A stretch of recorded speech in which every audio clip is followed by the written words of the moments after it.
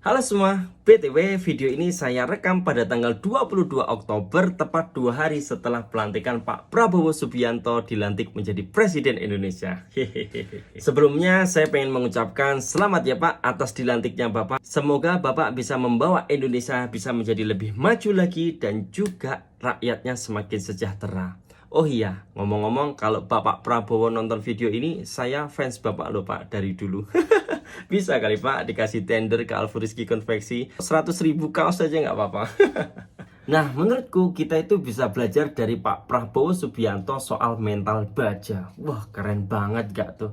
Ya, kita tahulah ya, Pak Prabowo ini ikut kontestasi politik tuh udah berkali-kali. 2009, tahun 2014, tahun 2019 itu gagal semua. Dan tapi beliau ini nggak menyerah. Tahun 2024 ikut lagi dan pada akhirnya beliau yang jadi presidennya. Wah, misal nggak punya mental baja, kalah berkali-kali, mungkin bisa stres loh. Kayaknya sih begitu ya. Nah, apalagi kalau kita kaitkan sama bisnis misalnya. Ya pastinya kita sudah tahu dong, namanya nyalon presiden itu pasti modalnya nggak sedikit. Nggak hanya ratusan juta, mungkin bisa sampai miliaran.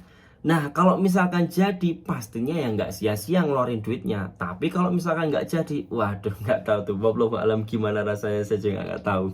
Ngomong-ngomong masalah kegagalan nih, saya belum lama ini juga lagi dapetin apes. Karena begini, jadi bulan ini tuh ada satu orang yang order sekitar 300-an pieces. Nah, udah kita kerjakan dong. Dan you know what?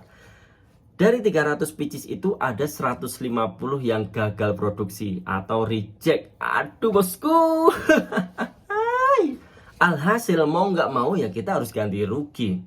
Nah, itu pun kerugian kita cuma sekitar ya jutaan rupiah lah ya. Tapi walaupun jutaan rupiah, kalau UMKM kecil seperti kita itu kan rasanya tuh udah bikin ngeluh nggak sih? Tapi ya udahlah ya, kita harus belajar dari Pak Prabowo Subianto. Kita harus punya mental baja, walaupun kita rugi, kita harus tetap semangat, kita harus tetap berjiwa besar, kita harus menerima dengan lapang dada. Semua itu pasti ada jalan keluarnya. Begitu, bosku. Nah, pada intinya buat kita-kita semua yang masih anak-anak muda nih khususnya, kita harus punya mental baja dong, supaya kita kuat untuk menghadapi segala ujian-ujian yang akan kita lalui bersama-sama. Tapi ada satu hal lagi yang lebih penting lagi. Kalau teman-teman mau bikin kaos, langsung aja hubungi kita. Nah, itu paling penting.